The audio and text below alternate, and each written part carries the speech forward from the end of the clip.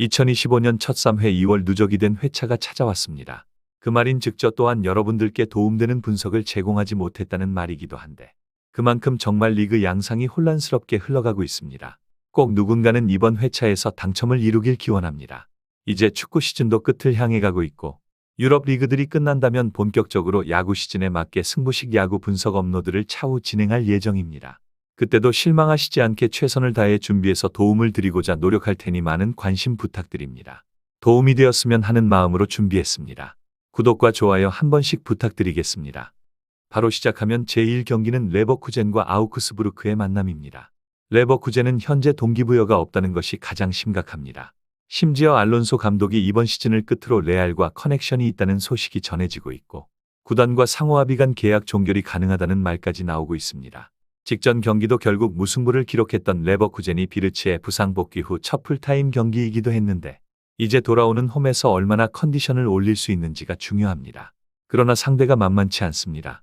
아우크스부르크는 후반기 원정 9경기 단 1패만을 기록하고 있으며 리그 전체 성적을 보아도 홈에서 미넨에게 당한 1패가 추가될 뿐입니다. 정말 달라진 모습으로 상대를 가리지 않고 있다 보니 이번 경기도 다크호스로서 역할을 할 것 같습니다. 이 경기는 레버쿠젠이 동기부여가 없는 상황에서 이뤄지는 홈 경기라는 것에 오히려 판단이 어려워지는 매치입니다. 레버쿠젠은 이번 시즌 홈에서 9승 3무 2패로 최근 승리하지 못한 3경기가 두 달 새 모두 나왔는데 이러한 흐름이 결국 비르치의 부상 이탈이 원인이라고 핑계를 대더라도 납득하기 쉽진 않은 성적입니다. 그나마 그 비르치가 지난 경기 복귀 후 첫 풀타임에 성공했고 이번 경기에 컨디션이 더 올라오기를 바라야 할 것입니다. 사실 레버쿠젠은 알론소 감독과 계약상 트러블 없이 젠틀한 상호합의 간 결별 수순에 있다고 말이 나오고 있는데 이게 경기에 영향을 끼칠 것이라 보기는 어렵지만 당장 아우크스부르크의 저력이 더 걱정입니다. 퇴장으로 클로드 모리스의 해트트릭이 나온 맨헨전을 제외하고는 사실 한 골 넣고 말고의 싸움이 되고 있는데 그럼에도 클로이 모리스의 이적 합류 이후 확실히 후반기 아우크스부르크는 달라진 모습이고 이번 경기도 레버쿠젠은 고전할 가능성이 더 높아 보입니다. 최근 레버쿠젠의 행보까지 감안하면 반드시 승무 구매를 해줘야 할 것입니다. 제2경기는 미넨과 마인츠의 만남입니다. 미넨은 레버쿠젠이 남은 경기들을 모두 이겨도 3패만 하지 않는다면 우승을 확정짓는 상황에 앞서 분석도 그랬지만 무승부 가능성까지 염두하는 상황이다 보니 이번 경기 미넨이 정말로 우승에 가까워질 수 있는 기회이기도 합니다. 하지만 마인츠에게 원정에서 한 번 당했던 미넨이 이번엔 케인이 출전을 하게 되면서도 부상으로 현재 잃은 선수들을 고려한다면 이번 경기도 방심해서는 안 될 것입니다. 지난 6년간 마인츠가 무려 5경기를 미넨 원정을 떠나왔고 27개의 실점을 허용했던 것을 고려한다면 홈에서 미넨이 주는 의미는 분명 다르긴 합니다. 다만 레벨도 이번 경기는 다시 징계에서 복귀하는 마인츠가 또 강한 압박을 보여줄지 궁금해집니다. 이 경기는 미넨의 최근 챔스로 인한 부진을 씻어내는 대승을 하이덴하임을 상대로 거두고 치르게 되는 매치입니다. 사실 상대가 마인츠라 고민이 될 수도 있습니다. 당시 경기를 보신 분들은 아시겠지만 마인츠가 홈에서 미넨을 매우 강하게 압박하며 빌드업을 틀어놨고 여기에 다이어의 실수 등 최악의 상황은 미넨을 패배로 이끌었습니다. 하지만 이제는 상황이 다릅니다. 빨리 우승 확정을 짓고 싶은 미넨이고 당시 부상으로 나오지 못했던 케인이 건재하기 때문입니다. 물론 우파메카노와 무시알라가 이탈한 미넨의 공세가 걱정될 수는 있는데 개인적으로는 지금의 수비가 더 미넨의 발목을 잡는 것 같습니다. 즉 공격에서는 케인 덕을 볼 수 있겠으나 워낙 승승장구하던 당시 마인츠에게 연승이 끊겼고 그때의 마인츠의 전술은 분명 미넨을 고통스럽게 했습니다. 어쩌면 동기부여 측면에서 잠재적으로 4위까지 바라볼 수 있는 마인츠가 미친 듯한 압박을 또 보여줄 수 있고 이변을 생각한다면 차라리 무승부보다는 역배당까지 염두하는 구매를 하게 됩니다. 이 경기는 승패로 구매할 것입니다. 제3경기는 호펜하임과 도르트문트의 만남입니다. 호펜하임은 지난 프라이부르크 원정이 상당히 아쉬울 것입니다. 크라마리치의 폼이 올라온 상황에 공격이 풀리고는 있는데 결국 수비에서 이번 경기도 도르트문트의 공세를 막아낼 수 있을지가 관건입니다. 잔류 희망이 커지고 있기에 분위기가 나쁘지는 않은 호펜하임이다만 결국 도르트문트가 상위권 경쟁을 포기하지 않는다는 생각을 한다면 이번 경기도 열세에 있음은 부정할 수 없습니다. 최근 챔스도 일정이 종료되어 리그 3승 1무로 상승세에 있고 잔여 일정에서 레버쿠젠과의 매치를 제외한 전 경기는 잡아볼 수 있기에 이번 경기는 그 출발점이 되어야 합니다. 이 경기는 난타전이 될 가능성도 배제할 수 없습니다. 이미 도르트문트는 최근 리그 원정 10경기에서 클린시트는 딱 한 차례밖에 없었고 호펜하임의 홈에서 공세는 또 다른 문제로 받아들여야 하는 수준입니다. 도르트문트가 자비처의 이탈이 뼈아프게 느껴지는 와중 기라시의 최근 활약이 도르트문트를 살려내고 있는데 여전히 이번 시즌 비난받고 있는 도르트문트의 수비는 원정에서 골득실이 더 심각한 마이너스 8점까지 내려가다 보니 이번 경기에서 승리를 장담할 수 없는 상황이라 봐야 합니다. 다만 후반기에 들어서고 호펜하임이 홈에서 승리는 지난 마인츠전에 유일했고 당시 경기도 마인츠가 방심한 틈을 잘 노렸다고 볼 수는 있었으나 냉정하게 경기 운영에서는 확실히 밀린 경기였습니다. 이번 경기도 동기부여 가득한 도르트문트가 지는 것은 상상하기 어려운데 결국 도르트문트의 수비도 빈틈이 있다 보니 무패로 여기까지 복수금에 투자를 해줘야 하는 경기가 될 것입니다. 제4경기는 볼프스부르크와 프라이부르크의 만남입니다. 볼프스부르크는 바브로의 극장골로 5연패를 피했던 직전 경기였습니다. 하지만 최근 있었던 연패로 상위 경쟁에서는 이미 밀려버린 상황이고 더 이상 남은 경기에서 시즌 성과를 얻을 것은 남아있지 않습니다. 오히려 프라이부르크가 휠러의 결승골로 호펜하임을 잡아냈고 최근 5위 탈환까지 이뤄진 상황에 라이프치히까지 정조준하고 있는 상황입니다. 워낙 볼프스부르크의 수비가 강하게 흔들리는 와중 프라이부르크의 공격 전술 자체가 매우 강하게 압박하는 흐름으로 바뀐 것을 감안하면 아무리 홈이라지만 볼프스부르크의 강세를 예상하기 쉽지는 않을 것입니다. 이 경기는 빈과 아무라 그리고 위머가 이끄는 공격이 분명 날카롭긴 한 볼프스부르크의 홈 경기입니다. 다만 이 정도로만 말할 수밖에 없는 것이 결국 수비 때문입니다. 최근 공격이 다시 살아나고 있는 모습을 보여주고는 있으나 수비는 6경기 연속 승리하지 못하는 흐름을 만들었고 이번 경기도 프라이부르크의 공세를 뒤집어내야 합니다. 프라이부르크가 순위 경쟁을 가져가면서 23라운드 브레멘전을 기점으로 매우 강한 공격 축구를 하고 있고 기존의 공돌리기 축구보다 더 전진성을 보이고 있다 보니 이번 경기 볼프스부르크가 생각 이상으로 당황할 수 있는 경기입니다. 하지만 지금의 볼프스부르크에게 프라이부르크가 실점하지 않는 것은 힘들어 보이고 홈에서도 6경기 승리 없는 흐름을 가져가고 있으나 무승부 경기가 상당히 임팩트가 큽니다. 이번 경기 또한 주도권은 최근 경기 스타일 자체를 워낙 공격적이게 가져가는 프라이부르크가 동기부여도 강하다 보니 주도할 수 있으나 결국 1대1 가능성이 매우 높아 보이는 경기라 보여집니다. 제5경기는 홀슈타인킬과 메넨글라흐트바흐의 만남입니다. 직전 경기에서 슈터의 한 방으로 라이프치히를 물먹인 홀슈타인킬입니다. 결국 강등을 피하지는 못할 이번 시즌이고 그 문제가 되었던 최악의 수비는 이번 경기도 숙제입니다. 글라흐트바흐는 지난 경기 도르트문트에게 전반 막판 3골을 우르르 내어주며 패배를 하고 말았는데 상위 경쟁을 포기할 수 없는 상황에 골잡이로 성공적 시즌을 보낸 클레인 디에스트가 결국 살아날 수 있냐의 유무가 중요할 것 같습니다. 연패를 해버린 시점에 반등하기에 이번 홀슈타인킬 원정은 기회가 되어야 할 것입니다. 이 경기는 동기부여 측면에서 서로가 많이 차이가 나는 경기입니다. 분명 메넨글라흐트바흐는 최근 연패와 함께 3경기에서 승점 단 1점밖에 챙기지 못하며 밀려났고 당장 6위 추격을 위해서는 남은 라운드에서 정말 성적을 얻어내야 하는데 이번 경기는 남은 3경기 상대가 호펜하임과 미넨 그리고 최종전 볼프스부르크까지 절대로 쉽게 볼 수 없는 난항이 예상되는 만큼 여기에서는 반드시 승리를 해야 합니다. 결국 상대인 홀슈타인킬이 역습에서 속도를 살려 득점을 할 수 있는 팀인 것은 감안을 해야 하고 이번 경기도 이에 대비책은 가지고 있어야 하지만 결국 수비가 허점임을 살려낸다면 클레인 디에스트가 지난 경기보다는 명백한 중앙에서 활약이 필요할 것입니다. 결국 득점력 자체가 부족하다고 느껴지지 않는 최근 행보에 원정에서도 클린시트가 딱 3차례밖에 없었다 보니 불안 요소는 생기지만 여기에서 패배할 수는 없는 메넨입니다. 패로 구매하게 될 것입니다. 제6경기는 브라이턴과 웨스트햄의 만남입니다. 브라이턴은 지난 경기 최악의 수비와 함께 페드로의 퇴장까지 겹치면서 결국 브렌트퍼드에게 학살을 당하고 말았습니다. 이번 경기도 출혈이 심합니다. 페드로는 징계로 나오지 못하고 아꼈던 미토마와 민테가 결국 분전해줘야 하는데 문제는 수비에서 이런 식이라면 아무리 홈 경기라지만 장담할 수 없는 경기가 됩니다. 웨스트햄도 6경기 승리가 없는 상황이고 사우샘프턴에게도 못 이기기까지 했는데 이번 경기의 측면을 살려본다면 보웬의 속도와 정확도는 지금 흔들리는 브라이턴의 풀백 수비의 공간을 활용할 수도 있을 것 같습니다. 이 경기는 브라이턴에게 강한 정배당이 이미 해외에서 책정되어 있는 상황입니다만 승리를 보장할 수는 없습니다. 브라이턴은 전술은 생각 이상으로 공격적입니다. 그런데 이를 받쳐줄 만큼의 수비가 나오지 못합니다. 지난 경기도 힌세루드와 에스파티냐는 강한 전진 움직임을 보여주며 공격에 힘을 쓰는 선택을 했는데 결국 빌드업이 크로스와 밀러가 맡아주던 옛날과는 다르게 너무 허술해져 있고 역습 상황에서 치고 들어가는 임베우모와 위사 통제를 하지 못한 것이 페인이었습니다. 이번 경기도 양팀의 가장 큰 문제점인 수비가 서로를 괴롭힐 가능성이 높은데 미토마가 선발로 나오더라도 그나마 속도에서 버틸 수 있는 완비사카가 결국 지난 사우샘프턴전에는 나오지 못했지만 이번 주말에는 컨디션을 찾을 것을 감안한다면 공격에서도 브라이턴이 페드로가 빠지며 더 약해짐과 동시에 답답함을 느낄 경기라 보여집니다. 물론 웨스트햄이 승리하기에 아스널전과 같은 기적은 바라기 힘들고 이번 경기는 무승부 가능성을 두고 구매를 할 수밖에 없는 것 같습니다. 제7경기는 뉴캐슬과 입스위치의 만남입니다. 뉴캐슬은 빌라 원정에서 그대로 참교육을 당하고 말았는데 골대 강타까지 더한다면 정말 4대1이 다행이지 않았나 생각이 들 정도였습니다. 연승이 끊어지고 다행히 돌아오는 홈 경기 상대가 입스위치인데 지난 경기 예상된 패배를 당한 입스위치가 엔시소에 분전이 있다지만 이번 원정 경기도 감당해야 하는 수순을 보낼 것 같습니다. 이 경기는 드디어 조금 쉽게 하나를 찍고 갈 수 있는 경기라 봐야 합니다. 저 또한 뉴캐슬의 선방을 예상했던 빌라 원정이었는데 생각 이상으로 강하게 압박하는 빌라의 축구의 맥을 못 추리고 참패한 뉴캐슬입니다.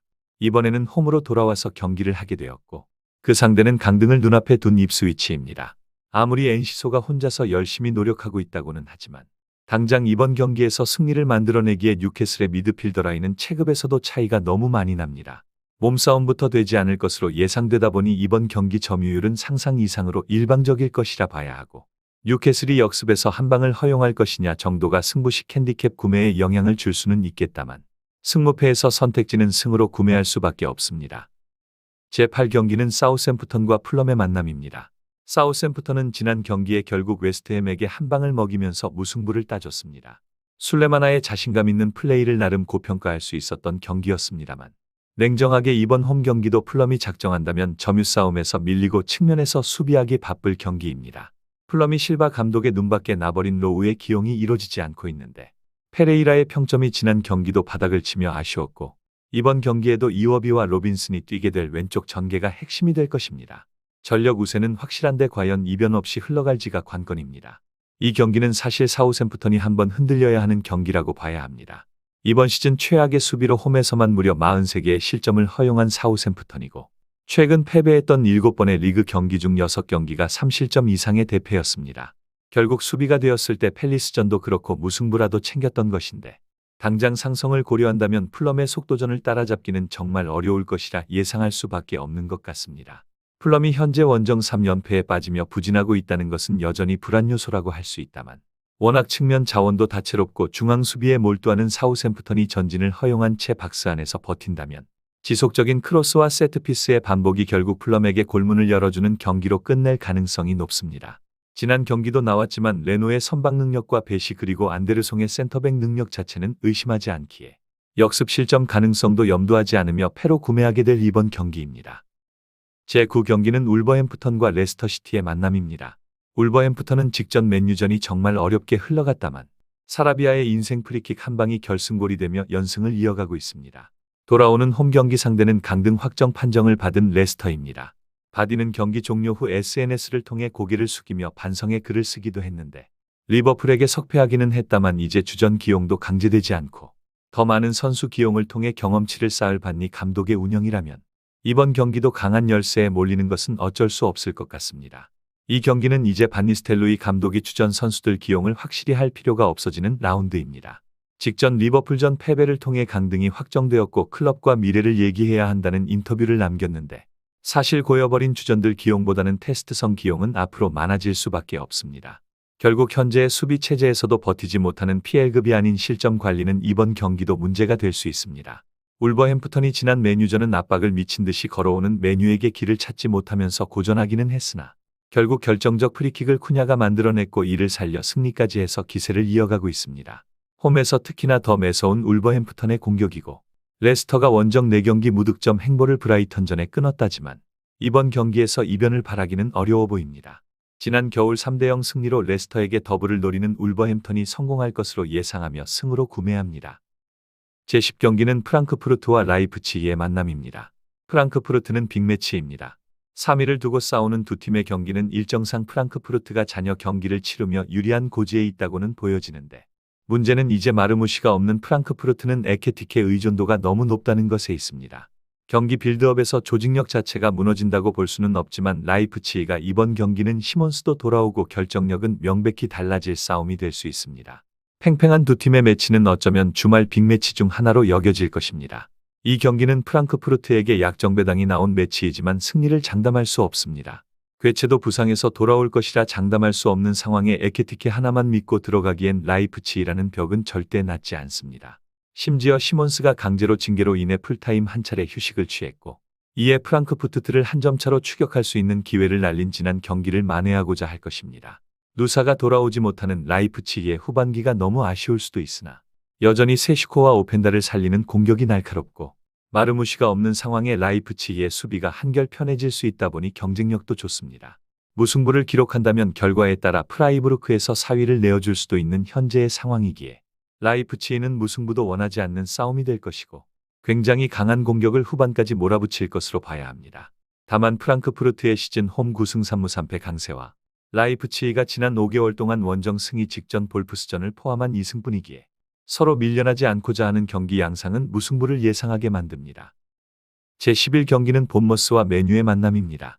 본머스는 지난 경기 팰리스 상대로 후반 퇴장까지 나왔지만 유효 슈팅은 경기 내도록 2개밖에 없었고 최근 컵대회 포함 홈에서도 경기당 한 골씩밖에 못 넣고 있는 양상은 불안감을 더합니다. 클로이베르트가 정상적으로 돌아왔지만 공격이 노팅엄전 대승 때까지 이어지는 활약과는 달랐고 맨유가 이제 유로파만 생각한다고 공식적으로 아모링이 인정했지만 직전 울버햄프턴전에 보여준 압박 레벨은 쉽게 보지는 못하게 만들었습니다. 물론 로테이션 가능성까지 염두해야 하는 이번 맨유의 주말 경기이고 유로파를 위해 부상 관리를 철저히 한다면 이미 OT에서도 3대0으로 패배한 맨유에게 이번 원정은 쉽지 않을 것입니다. 이 경기는 복수 구매가 필요할 것 같습니다. 사실 명분으로 본다면 본머스는 이 경기를 잡아줘야 합니다. 현재 PL의 순위는 7위까지의 클럽들을 제외하면 나머지 클럽들은 UEFA 대회와 완전히 무관한 수준으로 승점차가 벌어져 있고 그나마 본머스가 빌라와 승점 8점 차로 8위에 있다지만 빌라의 행보를 본다면 결코 순위 역전이 남은 라운드에 가능할 것 같지는 않습니다. 그러나 맨유가 이번 경기에 진심이 아닐 수밖에 없습니다. 아모린 감독의 이번 시즌 유일한 목표인 유로파가 다음 주 빌바오 원정을 시작으로 진행될 것이고 이 경기 전까지 부상 방지가 최우선 과제일 것입니다. 울버햄프턴전은 에너지를 끌어올려 압박 축구를 했으나 이번 경기는 로테이션 변수까지 감안을 해야 할 것이고 이미 OT에서 박살나며 굴욕당한 맨유와 본머스의 만남은 본머스가 정배당을 받게 만들었습니다. 하지만 지난 울버햄프턴 수준의 압박을 유지하며 본머스를 괴롭혔을 때 또 맨유가 무승부를 거둘 여지도 분명히 있다 보니 득점력이 떨어진 본머스는 1대1 무승부를 가져갈 수도 있습니다. 승무 구매를 하게 될 것입니다. 제12경기는 보훔과 우니온 베를린의 만남입니다. 보훔은 최근 시원하게 5연패를 하고 있습니다. 홈에서 도르트문트를 잡던 기세는 그새 사라지고 수비가 버티지 못하고 있는데 이번 상대는 변수가 있습니다. 두 팀의 1차전 결과가 관중의 비매너 행동으로 인한 징계성 헌납 경기가 되었고 보훔이 2대0 승리를 하기는 했으나 우니온은 이제 바움가르트 감독 체제에서 자리를 잡고 무패 행진을 달리고 있기 때문입니다. 잔류까지 만들어냈다고 봐야 하는 상황에 보훔이 홈에서 상성을 살릴 수 있을지도 의문입니다. 이 경기는 보훔이 과연 상성을 살릴 수 있는지가 궁금해집니다. 이미 분위기는 박살난 보훔입니다만 이번 경기도 정배당을 받은 것은 결국 최근 홈에서 뿐만 아니라 원정까지 오가며 3년간 4승 1무로 우니온에게 진 적이 없기 때문입니다. 그런데 우니온 베를린은 바움가르트 감독이 후반기 지휘봉을 잡고 자신을 색깔을 입히는 데 시간이 필요했는지 고전했지만 이제는 완전히 전술 정착을 하며 무패 행진을 하고 있습니다. 우니온은 지난 홈 경기에서 1대1 교착 상황 속 퇴장까지 보훔이 당해 유리했다만 팬이 던진 라이터를 선수가 맞는 사태가 발생했고 협회 측은 2대0으로 우니온에게 몰수패로 징계했습니다. 그런데 당시 경기 양상은 절대적으로 우니온이 유리한 상황에 보훔이 버티기에 성공한 양상이었으며 이번 경기도 변수는 분명합니다.